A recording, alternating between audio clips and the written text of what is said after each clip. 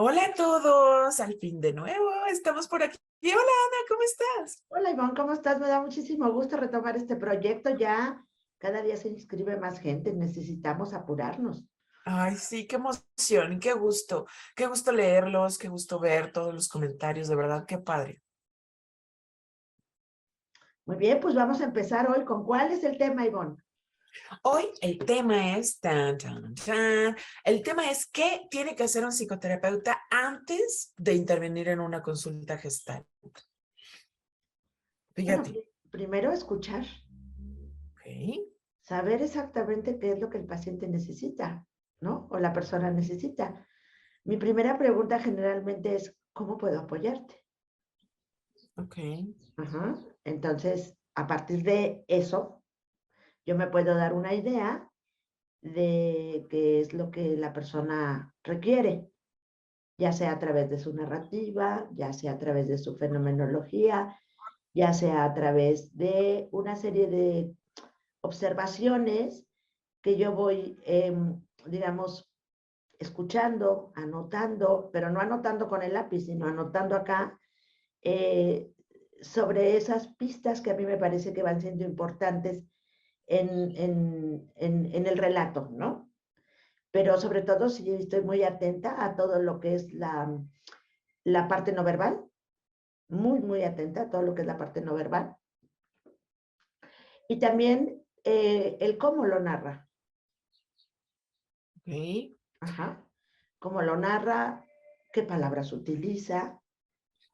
Generalmente lo que yo hago en un momento dado es decir, a ver, si yo he podido comprender bien, estás aquí porque quieres resolver esto y esto y esto y esto, ¿no? Ok. Entonces, bueno, como tú sabes muy bien, nosotros no estamos interviniendo desde la primera consulta, aunque sí estamos interviniendo desde la primera consulta, ¿no? Exactamente, porque muchísima gente nos ha dicho, oye, pero es que en Gestalt, ¿cómo? O sea, primero haces toda la entrevista clínica, es como una anamnesis, y después ya acuerdan la intervención, o desde el primer momento ya estás interviniendo, o cuando esos marcas listos fuera. Y entonces yo siento que estamos como demasiado preocupados en el antes y en el después. Yo creo que lo más importante es que esto no es una historia clínica.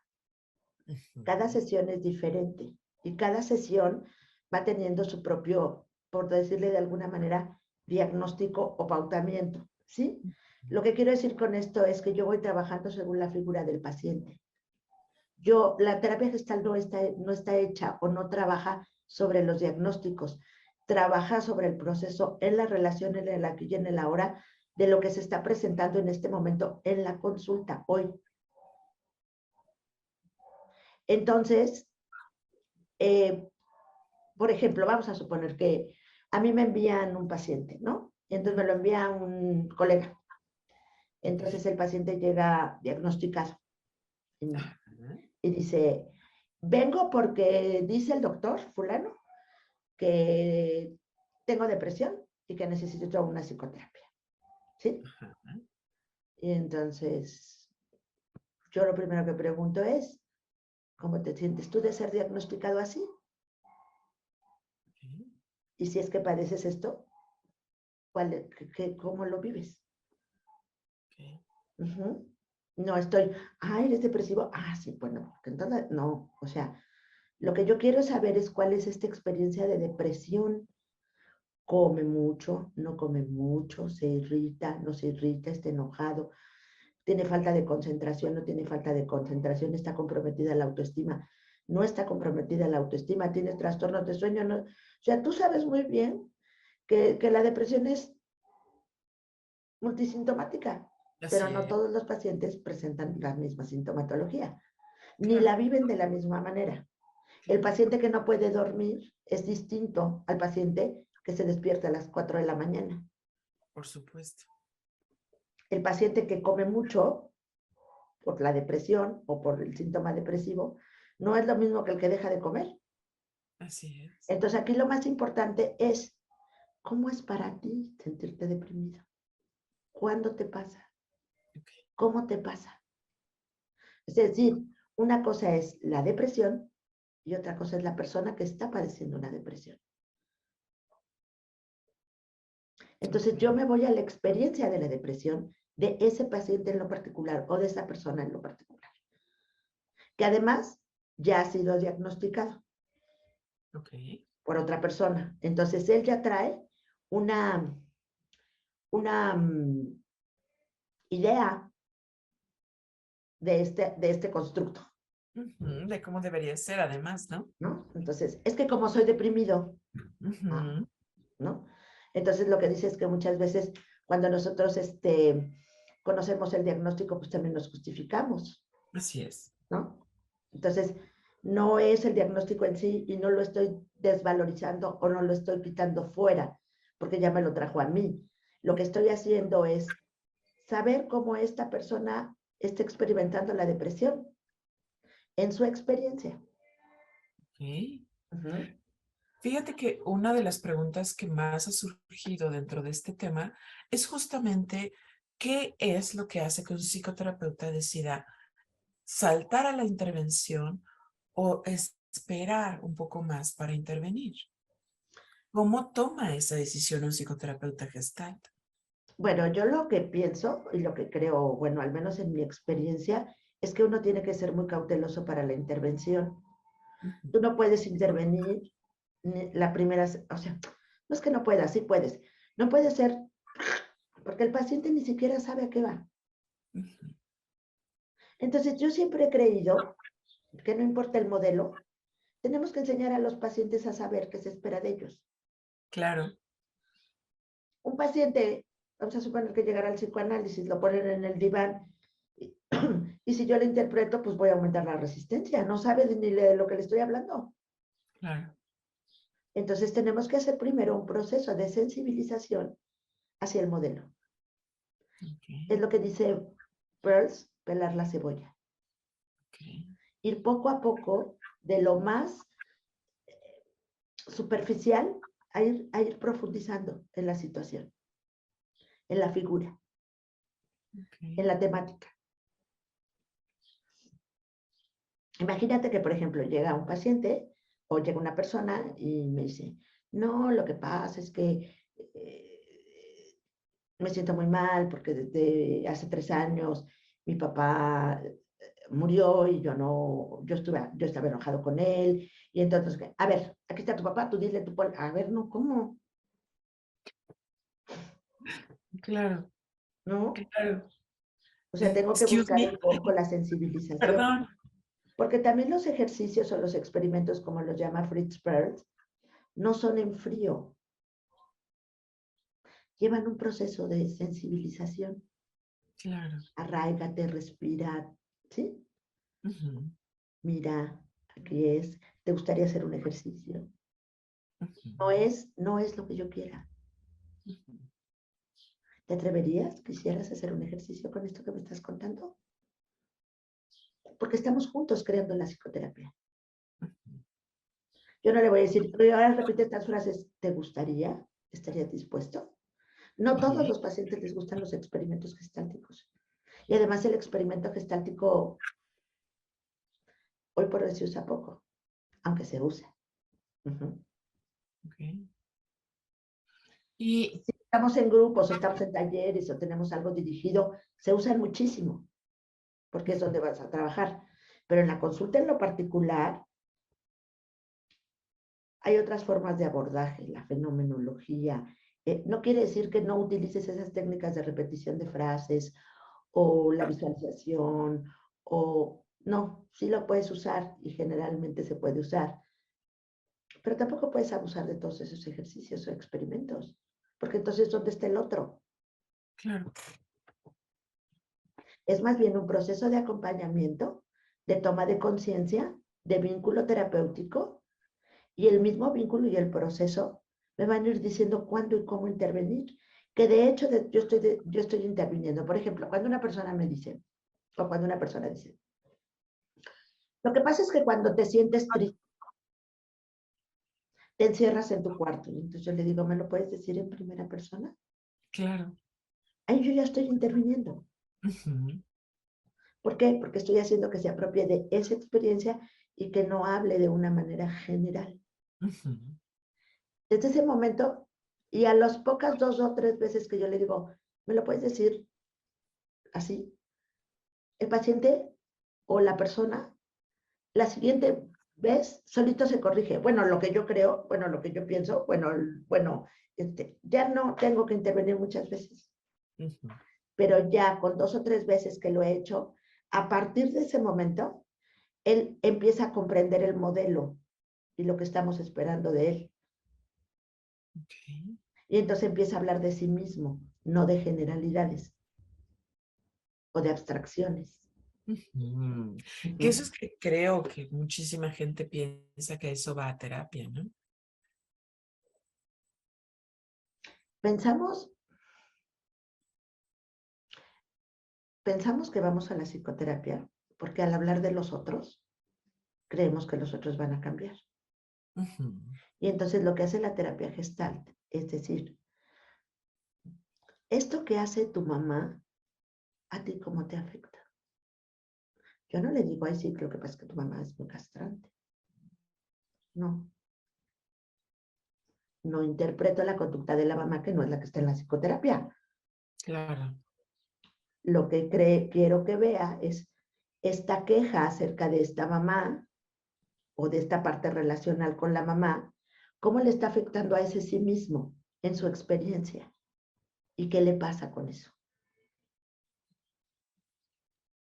Porque las personas creen que al venir a la psicoterapia, lo que se espera es que va a haber un cambio en los que trae, ¿no? Ujú. Como yo estoy entendiendo todo, entonces el otro va a cambiar. Pues no, porque el otro no viene en terapia. Vienes tú, entonces vamos a ver qué te pasa a ti con eso que me traes. Por supuesto. Entonces, cuando intervienes, no hay un momento. Prácticamente estás interviniendo todo el tiempo. Fenomenológicamente estás interviniendo todo el tiempo. Me doy cuenta que es muy doloroso porque ahora que me lo cuentas, escucho que utilizas estas palabras, te tiemblan las manos. Eso ya es un trabajo terapéutico porque estoy llevando al darse cuenta, que es la base de la terapia gestal. Ok. El abrir, el estar en conciencia de tu proceso aquí y ahora. Ok. Ujú. Y fíjate que otra de las preguntas que más nos han dicho, estoy aquí revisando, es justamente el estar más preocupado por aplicar la técnica gestal que por estar, ¿no? Básicamente el verbo to be en inglés, ¿no? Que es ¿Cuál es la justo... técnica gestáltica? Exacto. ¿Cuál es la Y técnica? pues cualquiera, o sea, empiezan a listar, ¿no? ¿Y en qué momento empezamos con la silla vacía? ¿Y en qué momento empezamos con el experimento del aquí y el ahora? ¿Y en qué momento empezamos con, o sea, creo que en el momento en el que se desconectan de su paciente, bueno, tú dinos, Ana. ¿Es que estoy más preocupado por mi técnica que por el otro? Ujú. Acabo de escribir un artículo que se llama, eh, bueno, no sé, pero habla de estas prisas que tienen los terapeutas por los cambios, el cambio en la terapia gestal. Ujú. Y yo digo, yo no quiero, o sea, la teoría paradójica del cambio. Mientras más empujo a que mi paciente cambie, menos cambie. Y el Claro, que se frustra soy yo. Pero la claro. responsabilidad del cambio en terapia gestal es la toma de conciencia, no es el cambio conductual. Pero cuando yo cobro conciencia de cómo soy, quién soy, cómo hago las cosas, de qué manera me involucro, cómo me responsabilizo también de lo que me pasa, esa partecita que me toca, ya cambié. Porque entonces empiezo a decidir qué hacer con eso que yo hago. Si lo sigo haciendo, si lo dejo de hacer, si lo transformo, pero desde la elección. Ujú. Y si no quiero cambiar, también está bien. ¿Quién soy yo para decirle a mi paciente que cambie? Y ahí está una enorme diferencia en el modelo de la Gestalt, de la intervención por el respeto a la libertad, ¿no? El respeto a la decisión, el respeto sobre ese libre albedrío, vamos a decir, ¿no? Pues sí, porque lo que nosotros tenemos es una profunda confianza en que el otro, una vez que se dé cuenta de las cosas, que esté en conciencia, que esté consigo mismo, que conozca sus procesos y sus maneras, ya cambió. Cuando yo me doy cuenta que mi hijo no me provoca la intolerancia, sino que yo soy intolerante y que con ciertos rasgos de conducta de mi hijo se despierta mi ser más intolerante, el problema no es de mi hijo, el problema es mío. Claro. Porque yo soy el que está, digamos, como tocando el botón de esta intolerancia. Entonces, ¿qué me pasa a mí con lo que mi hijo hace? De tal forma que me vuelvo más intolerante. ¿Qué parte rechazo de mi hijo o qué parte rechazo de mí misma que me provoca tal intolerancia? Y entonces hay gritos y hay sombrerazos y hay lo que quieras, ¿no? Cuando yo me doy cuenta de esta intolerancia, de lo que me está pasando a mí, de lo que me despierta, de lo que me ocurre en mi relación con él, en cierta parte de la relación con él, probablemente cuando me doy cuenta, seguramente voy a dejar de ser mucho más intolerante. ¿Y si no? ¿Por qué no? Yo ya no puedo ser el mismo porque por eso vine.